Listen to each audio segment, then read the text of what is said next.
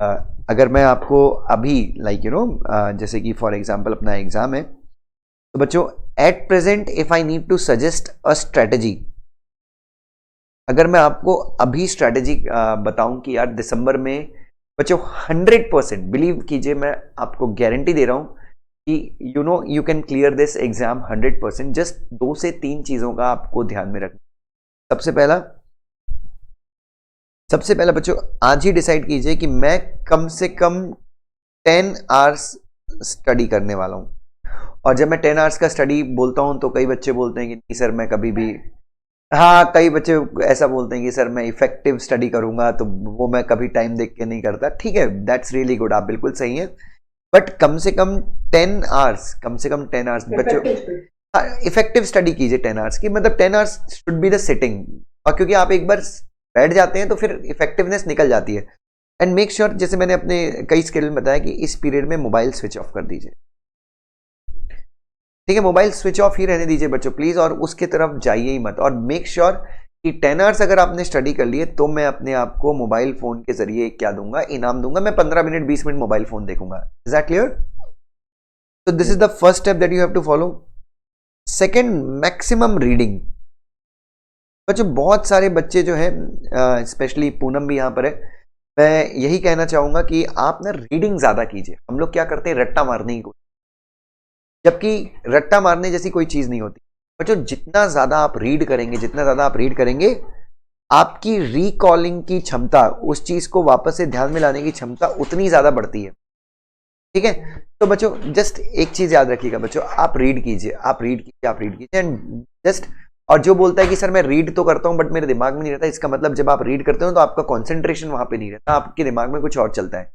बच्चों कोई भी चीज, बच्चों तुम न्यूज़पेपर एक बार रीड कर लेते हो, उसकी न्यूज तुमको 10 दिन तक याद रहती है, हाँ या ना?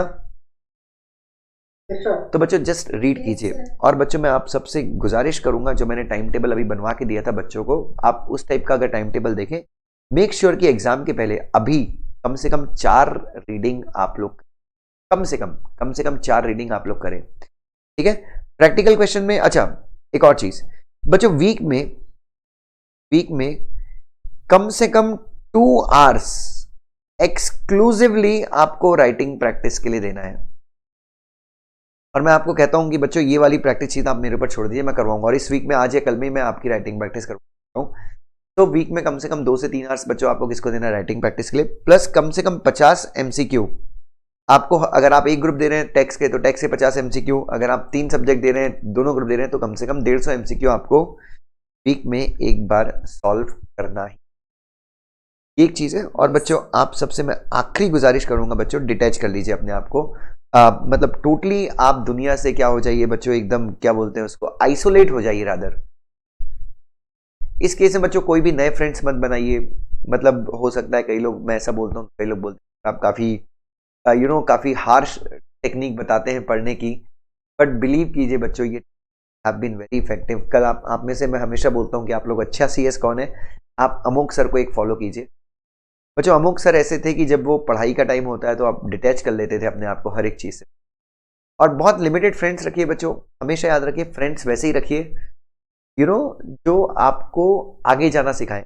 बच्चों जिन दोस्तों के बीच में लड़कियों को लेकर बात होती है, इंस्टाग्राम के लाइक्स को लेकर बात होती है, फॉलोअर्स को लेकर बात होती है, बच्चों मैं मानता हूं कि वो लोग सही लोग नहीं है दोस्ती के, जो अश्लील बातें करते हैं।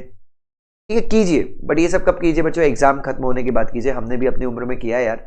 बट हमेशा याद रखिए हमारी टाइम पे ना डिस्ट्रैक्शन उतने नहीं थे बच्चों, मोबाइल था ही नहीं, तो हम लोग अपने दोस्तों के साथ मिलके, हाँ एग्जैक्टली, तो हमारे यहाँ डिस्ट्रैक्शन ज्यादा नहीं था। तो कम से कम बच्चों मेरे हिसाब से अगर आप ये 5 चीजों को ऑनेस्टली फॉलो करते हैं ना बच्चों, मैं अभी भी टाइम बोल रहा हूं बच्चों, और बिलीव कीजिए पास होने के बाद जो मजा है दैट इज एक्सेप्शनली वेल। सो ये सिंपल सी 5 चीजें मैं आपको बोल रहा हूं बच्चों। और हमेशा याद रखिए मेडिटेशन किया कीजिए सुबह 10 मिनट। क्यों? जो एग्जाम के टाइम पे नर्वस हो जाते हैं, डर जाते हैं, जैसे विधान यहाँ पे है, ये बहुत टैलेंटेड है बट ये फेल क्यों हुआ है?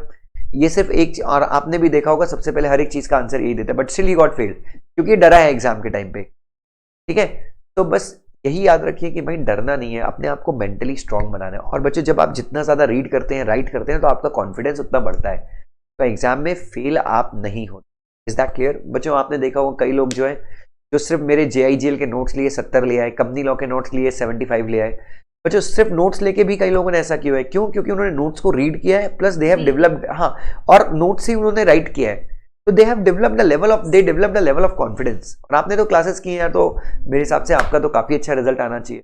और अच्छा बुरा छोड़ दो, पास तो होना चाहिए, क्योंकि अपने आप पे पास हो गए मतलब वो अपने आप में बहुत बड़ी बात होती है। Is that clear? तो बच्चों ये ध्यान में रखिए, कुछ 5-6 आसान टेक्निक्स थी, और आप लोग प्लीज मेरी बात को सिर्फ सुना मत कीजिए, आप उन बातों को फॉलो करेंगे, मुझे बहुत खुशी होगी। Is that clear? और सबसे इंपॉर्टेंट पॉइंट इसमें, सिटिंग विटिंग तो ठीक है, मोबाइल वाला ये ध्यान में रखिए, और अपने आप को आइसोलेट कीजिए बच्चों। बहुत जरूरी है कि अपन अपने दुनिया से क्या हो जाए, दूर हो जाए। और उन घटिया लोगों से तो बिल्कुल मिलना छोड़ दे जो हमको नेगेटिव एनर्जी देते हैं, डिमोटिवेट करते हैं, उन लोगों से तो हम दूर। Is that clear?